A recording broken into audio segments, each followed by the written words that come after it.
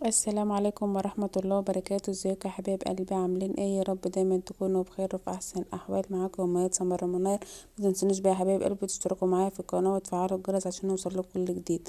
النهارده بقى يا حبايب قلبي الفيديو بتاعي عباره عن ايه؟ عباره عن تخزينات رمضان، اللي هي بقى ايه؟ طبعا اللي هو البسله والجزر والحاجات دي. طبعا انا البسله ديت بسله سكريه. طبعا احنا مسكناها فصصناها زي ما انتم شايفين كده، وغسلتها زي ما انتوا شايفين، وعبيتها بالاكياس زي ما انتوا شايفين كده.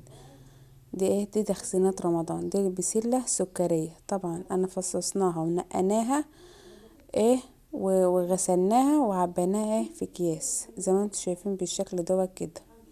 اه ما شاء الله، على قد ايه؟ على قد الطبخة بتاعتك. ودوت بقى ايه؟ جزر مبشور. انا جبت جزر زي دوت ونضفته وايه وغسلته وايه وببشره وبعينه ايه في الاكياس ايه، يبقى مبشور بقى للرز بالخلطة لأي حاجة بقى تحتاجيها.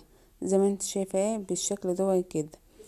اه عملته بالمقشار الاول، قشرته بالمقشار وبعد كده غسلته وبعد كده ايه بعمله بالمبشرة يبقى ايه مبشور، يبقى ايه عنه ايه في الفريزر لايه للرز اللي هو الرز الطباخ زي ما انت شايفة كده.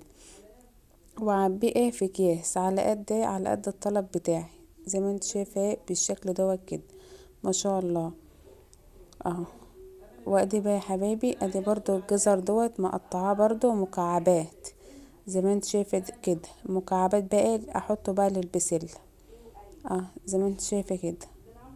وكل ما اجي اخد بقى البسلة اخد على قد ايه؟ على قد ما انا هاخد للطبخة بتاعتي. زي ما انت شايفة كده مقطعاه مكعبات وعبيته ايه في الاكياس وايه ويعني في الفريزر زي ما انت شايفة ايه بالشكل ده كده. كل ما اجي ايه اطبخ اخد ايه على قد ايه ما انا عايزة، والباقي اسيبه ايه في الفريزر. وادي كده بقى ايه الجزر اهوت اللي انا مقطعاه مكعبات، وادي ايه اللي هو الجزر المبشور اه للرز الطباخ. وادي بقى ايه اللي هي البسلة زي ما انتم شايفين كده معبياه في الاكياس. اه ما شاء الله. دي ايه؟ تخزينات رمضان. ربنا يجعله رمضان سعيد علينا وعلى المسلمين، اللهم امين. ودوت بقى ايه؟ رز ايه؟ رز ابيض مطحون.